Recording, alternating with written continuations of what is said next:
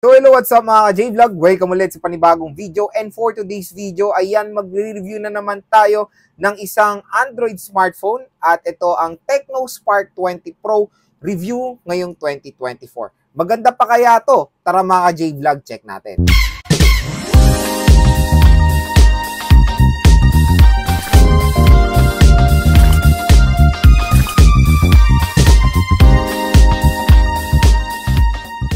So ayan mga ka-J-Vlog, I know late na tong review na to, pero i-review na lang natin siya at i-base na lang natin siya ngayong 2024. So nakapag-unbox and game test ako nitong Tecno Spark 20 Pro nung early 2024, pero lumabas siya nung late 2023. So okay pa rin siya i-review dahil available pa rin naman itong smartphone na to sa market. Makakabili pa rin kayo nito sa official store ni Tecno sa Shopee. Kaya yon, magre-review pa rin tayo nitong Tecno Spark 20 Pro ngayong 2024. Pero bago tayo mag-start, magkano nga muna ba ang Tecno Spark 20 Pro nang lumabas dito sa Philippines? Nung lumabas siya nung late 2023, isa lang po ang variant niyan. Meron siyang presyo na 8,999 pesos or almost 9,000 pesos sa merong 8GB of RAM and 256GB of internal storage. Pero nung early 2024, naglabas po si Tecno ng isang variant niyan which is 12GB to 256GB na I think nagkakalaga ng 10 to 11,000 pesos. Hindi ko alam yung official SRP niya kasi ang pinaka-binase ko lang is yung first variant which is yung 8GB to 256GB. Pero ngayon is chinek natin siya as of ngayong August 15, 2024 sa official store ni Tecno sa Shopee. Ayan, kung interesado rin pala kayo mag-purchase ng Tecno Spark 20 Pro, ilalagay ko po yung link niya sa description box. I-check nyo na lang po yan. Napakamura na lang po ng Tecno Spark 20 Pro, below SRP na lang siya. Yung 8GB 256 mga ka-J-Vlog, ang presyo niya nga is 9,000 ng SRP, pero ngayon is 7,199 pesos. Tapos yung 12GB RAM, napakalaki nung RAM. 12GB of RAM, physical RAM yan ha. 256GB of internal storage, 7,699 lang. Biruin yun, 500 piso lang, meron na kayong mas mataas na RAM. So for me, kung yan ang pre-purchase nyo, yung Tecno Spark 20 Pro, go for the 12GB 256. Napakalaking tulong po nung additional RAM na yan mga J-Vlog. Real talk yan. Siyempre, mas maganda yung meron mas malaking RAM. And physical RAM ang pinag-uusapan, not the extended RAM. So yun pala, ang presyo before ng 12GB 256 is almost 10,000, 9,999. 1,000 lang naman ang price difference niya doon sa 8GB 256. So yun, 7,000 plus na lang yung Tecno Spark 20 Pro ngayon 2024. Ito pa malupit, pag inabutan nyo ng 8,800, payday sale, 9,900, makukuha nyo pa to ng mas mababa kasi meron pong ino-offer si Shopee ng mga mega voucher worth 1,000 pesos. Ayan, grabe.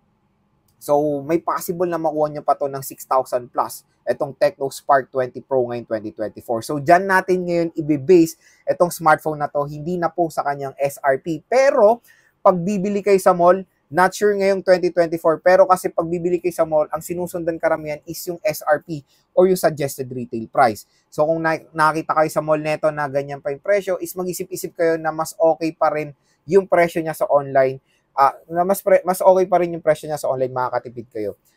I know na maraming natatakot bumili online. Basta maging maingat lang mga J-Vlog. Bibili lang kayo sa mga official store like Shopee Mall or Laz Mall.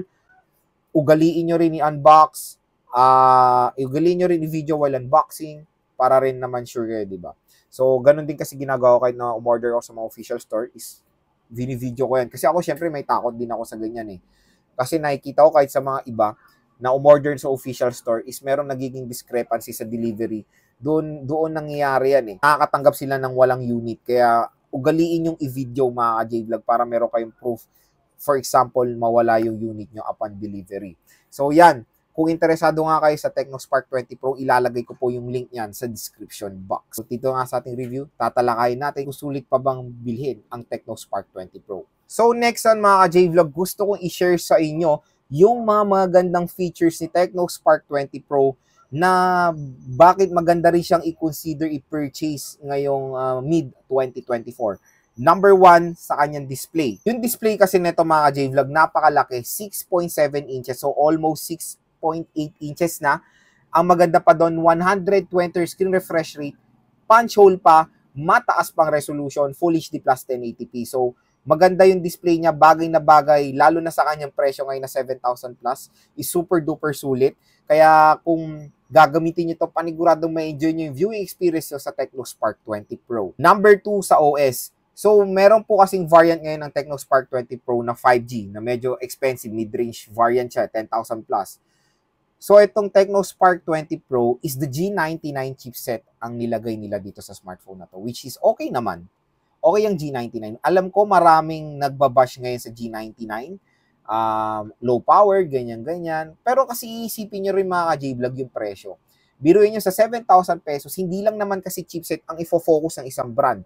Marami rin silang ibibigay sa inyo mga gandang features tulad na lang ng camera, display, battery, fast charging rate. Buti nga itong si Tecno nakapagbigay pa ng mabilis sa chipset sa ganitong presyo lang. G99 is mabilis sa chipset pa rin yan ngayong 2024. G57 po ang GPU niyan, which is okay yan for gaming. I know hindi siya yung tinatawag na gaming phone, pero sa kanyang specs, kaya niya pong mag-handle ng mga games. So, pwede rin siyang panlaro, pero hindi yung super duper hardcore.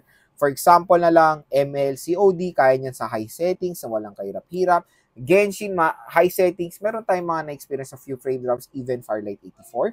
Kasi naging test na natin itong Tecno Spark 20 Pro. Okay naman siya mga ka-J-Vlog gamitin for gaming. Kaya kung naghanap kayo ng isang smartphone din na kaya mag-handle ng games, okay din kasi ito i-consider kasi hindi lang chipset maganda, pati yung display, speakers, at marami pang iba. Number 3 sa RAM at ROM. Ito, solid si Tecno.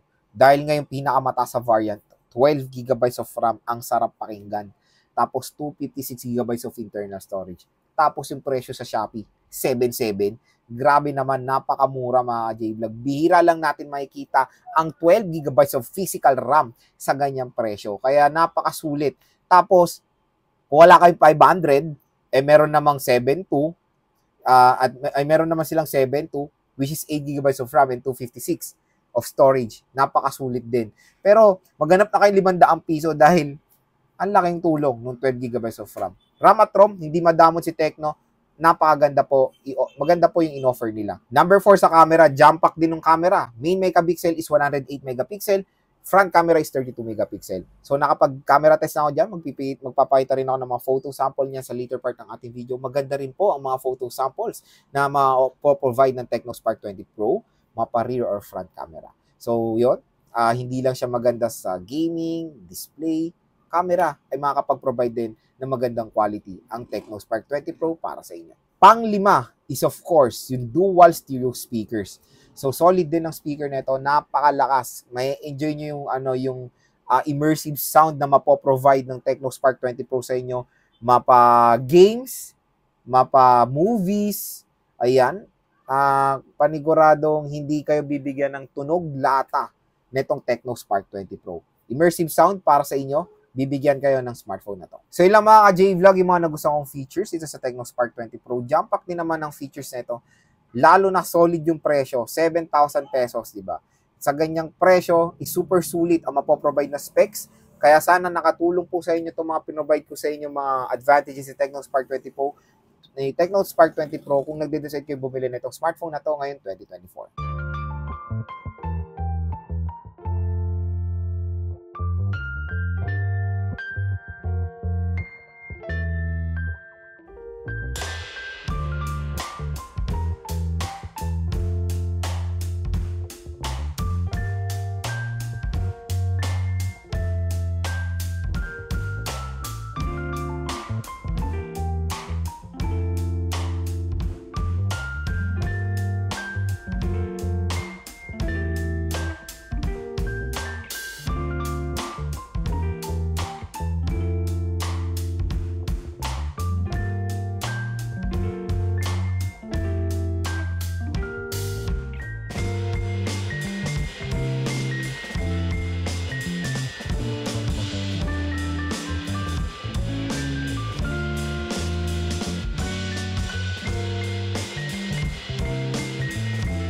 Video sample rear camera of the Tecno Spark 20 Pro.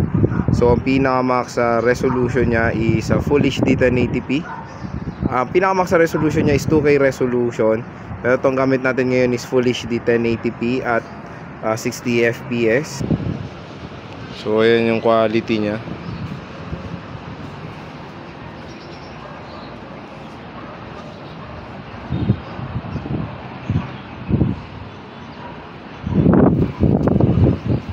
video sample front-facing camera of the Tecno Spark 20 Pro. Ang ganda ng front cam nito mga J-Vlog, ang linaw.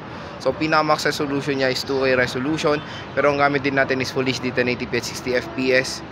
In fairness, malinaw ang front cam nitong Tecno Spark 20 Pro. All goods. So ayan mga J-Vlog, ang ating full review dito sa Tecno Spark 20 Pro. Ang tanong kung sulit pa ba itong smartphone na to. Sa kanyang presyo ngayon, bumaba na nga sa SRP niya, 7,000 plus. Definitely mga J-Vlog, napakasulit. Unang-unang consider nyo, the chipset, the display, the fast charging rate, 33 watts, the RAM at ROM, 12 gig 256, 8 gig 256, dual stereo speakers na meron malakas na sound, na meron magandang sound na mapoprovide. Marami siyang specs na solid, kumbaga, marami rin siyang specs na pang mid-range, kumbaga. Kaya sa ganyang presyo na 7 plus ngayon 2024, super sulit. Mas maganda pa nga, to be honest, ang specs nito sa mga ibang brands na lumalabas ngayon sa ganitong price segment na 7 to 8,000. Nakakatuwa nga na dati 9,000 to, is ngayon bumaba na presyo, super affordable. Ngayon pag binili nyo pa to sa sale ng Shopee, ay makukuha nyo pa to ng possible ng 6 plus. So sa ganyang presyo, super sulit. Kaya kung interesado kayo sa Tecno Spark 20 Pro, yung link niyan ay nasa description box. I-check nyo na yan mga J-Vlog. Gamitin nyo parati yung voucher ng Shopee para makakuha kayo ng mga huge discount. So yun, definitely maganda pang i-recommend itong Tecno Spark 20 Pro para sa inyo. Ano pang hinihintay nyo? I-check out nyo na yan. Ngayon sa Shopee, check nyo na po yung link yan sa description.